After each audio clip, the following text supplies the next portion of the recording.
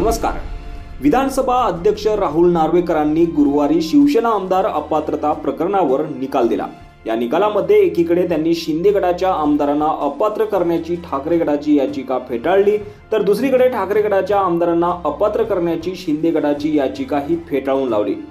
त्यामुळे या निकालावर राजकीय वर्तुळात मोठी चर्चा होताना दिसत आहे। राहुल नार्वेकरांनी दिलेल्या या निकालामुळे ठाकरे गटाच्या आमदारांना अपात्रतेच्या कारवाईपासून संरक्षण मिळालं असलं तरी शिंदे गटाच्या आमदारांवरील अपात्रतेच्या कारवाईसाठी आता ठाकरे गटानं आक्रमक भूमिका घेतली आहे।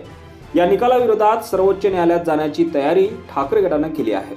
दरम्यान एकीकडे ठाकरे गटानं पुढील लढ्यासाठी कंबर कसली असताना दुसरीकडे या निकालावर परखड टीकाही केली आहे। नितीन देशमुख यांनी एका वृत्तवाहिनीला दिलेल्या प्रतिक्रियेमध्ये राहुल नार्वेकरांना खोचक शब्दात लक्ष्य केलंय।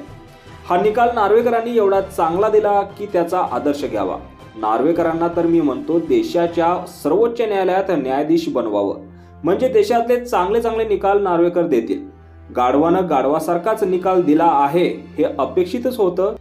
गद्यापासून काय अपेक्षा होती? गद्यापासून गद्यासारखा निकाल गद्यानं दिला। त्यामुळे नितीन देशमुख यांच्या या टीकेची सध्या जोरदार चर्चा होताना दिसत आहे। यावर तुम्हाला काय वाटतं? तुमची प्रतिक्रिया कमेंट बॉक्समध्ये नक्की कळवा आणि असेच राजकीय घडामोडी पाहण्यासाठी चॅनलवर नवीन असाल तर सबस्क्राईब करून बेल आयकॉन दाबून विसरू नका। धन्यवाद।